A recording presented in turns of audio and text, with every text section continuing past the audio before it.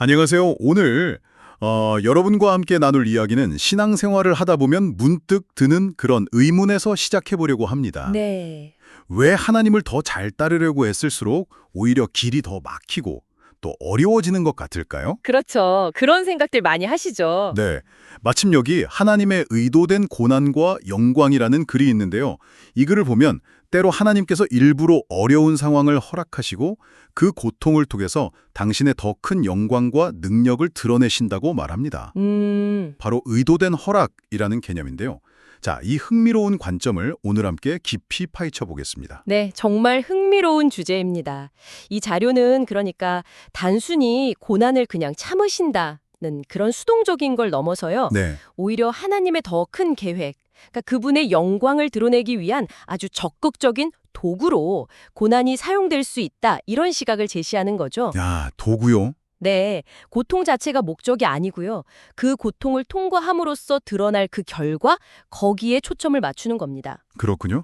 그래서 가장 먼저 제시하는 예시가 아주 강력한데요.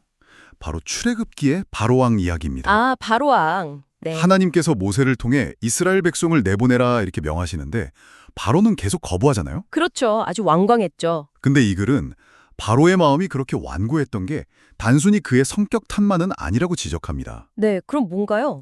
출애굽기 10장 27절을 보면요. 여호와께서 바로의 마음을 완악하게 하셨으므로 이렇게 명시가 되어 있어요. 하나님께서 직접 그의 마음을 굳게 하셨다는 건데 대체 왜 그러셨을까요? 여기서 정말 흥미로운 지점인데요. 이 글의 설명에 따르면 만약에 바로가 처음부터 순순히 백성을 내보냈다고 한번 생각해 보세요. 네, 그랬다면. 그러면 그 10가지 재앙이라던가 홍해가 쫙 갈라지는 그 엄청난 기적들 있잖아요. 네, 그렇죠. 온 세상을 깜짝 놀라게 한 그런 하나님의 권능이 드러날 기회가 아예 없었을 거라는 해석입니다. 아, 기회가 없었다. 네, 출애굽기 10장 1절에서도 하나님께서 직접 말씀하세요.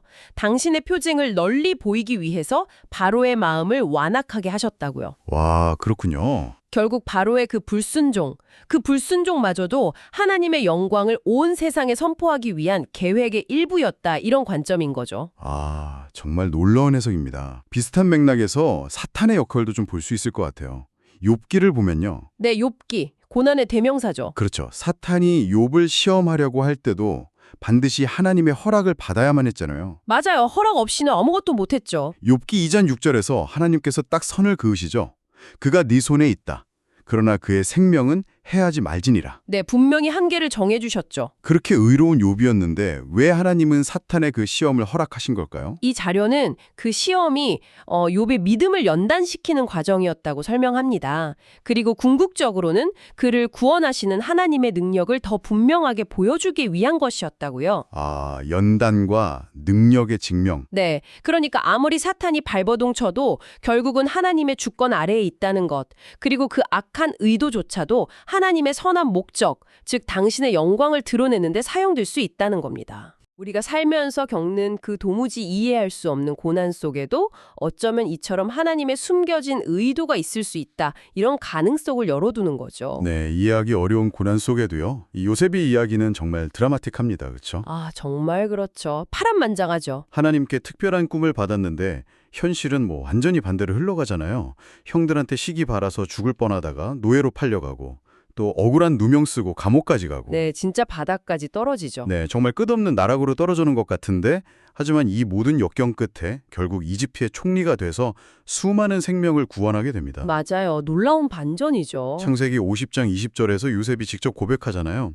당신들은 나를 해하려고 했지만 하나님은 그것을 선으로 바꾸셨다. 네, 그 유명한 구절이죠. 네, 이 글은 이것이야말로 하나님의 치밀한 계획이었다. 이렇게 보는 겁니다. 아, 처음부터 다 계획하신 거다? 네, 아브라함과 사라도 마찬가지예요. 아들을 주시겠다는 약속을 받고 무려 25년이 지나잖아요. 네, 정말 오래 기다렸죠. 인간적인 희망이 완전히 사라진 순간, 그러니까 아브라함이 100세, 사라가 90세가 되어서 생리적으로도 완전히 불가능해 보일 때 바로 그때 이삭을 얻습니다. 그렇죠. 인간의 한계를 넘어서는 거죠. 또 예수님 경우도 보세요. 나사로가 병들었다는 소식을 들으셨는데 바로 가지 않으시잖아요. 네, 일부러 지체하시죠. 일부러 지체하셨다가 나사로가 죽어서 무덤에 묻힌 지 나흘이나 지나서 도착하셔서 죽은 자를 살리시는 부활이라는 더 큰 영광을 보여주셨죠. 네, 죽음이라는 절망을 넘어서는 기적을 보여주신 거죠. 그렇게 주장하는 겁니다. 맞습니다. 이 사례들을 통해서 이 글이 강조하는 핵심은 바로 그거예요.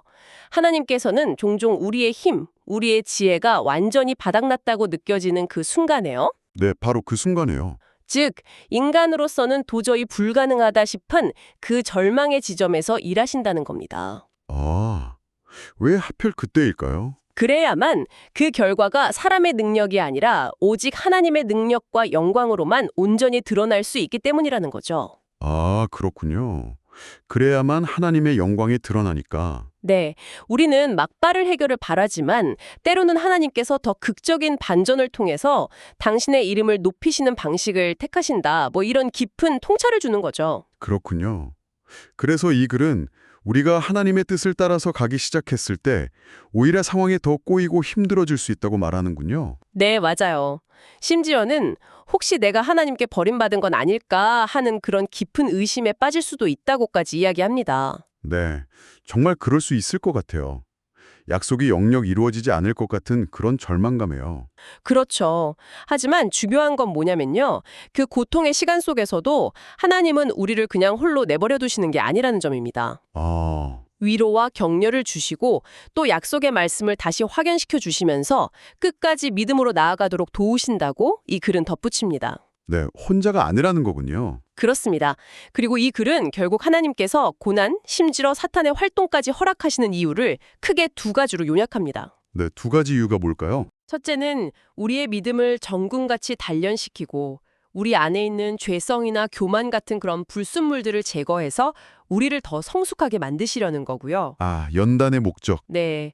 그리고 둘째는 모든 것이 불가능해 보이는 바로 그 지점에서 약속을 딱 이루심으로써 하나님의 이름이 온전히 영광 받으시고 또 그 사건을 통해서 더 많은 사람이 하나님을 경험하고 알게 하기 위함이라는 겁니다. 와, 믿음의 연단과 하나님의 영광. 네. 그래서 역설적이게도 가장 어둡고 절망적인 상황이 하나님의 영광이 가장 밝게 빛나는 그런 무대가 된다는 거죠. 가장 어두울 때 가장 밝게 빛난다. 네. 정리를 해보자면 오늘 살펴본 글은 우리가 마주하는 그 이해하기 어려운 고난이나 네. 또 끝날 것 같지 않은 기다림이요. 네. 때로는 하나님의 더 큰 그림, 그러니까 당신의 영광을 가장 극적으로 드러내기 위한 일종의 의도된 무대일 수 있다. 이런 가능성을 열어주는 것 같습니다. 자, 이 이야기가 오늘 여러분께는 어떤 의미로 다가오시는지요? 여기서 이런 질문을 한번 던져볼 수 있겠습니다. 만약에요, 당신이 지금 겪고 있는 그 힘겨운 시간이나 어쩌면 응답 없는 기다림이 정말 절망의 끝에서 터져나올 그 하나님의 영광을 위한 의도된 준비 과정일 수 있다면 어떨까요? 아, 의도된 준비 과정. 네. 그렇다면 그 상황을 바라보는 당신의 시선은 어떻게 달라질 수 있을까요? 단순히 고통을 그냥 견뎌내는 것을 넘어서서 그 안에 숨겨진 하나님의 목적을 기대하면서 오늘을 살아갈 힘을 얻을 수 있지 않을까요? 이 점을 한번 깊이 생각해 보시면 좋겠습니다. 네, 그 고난 너머의 영광을 기대하는 시선. 오늘 당신과 함께 나눈 이 깊은 이야기가 혹시 어려운 시간을 지나고 계신 분이 있다면 그 시간을 헤쳐나가는데 어떤 새로운 관점과 또 작은 힘이 되어드릴 수 있기를 진심으로 바랍니다.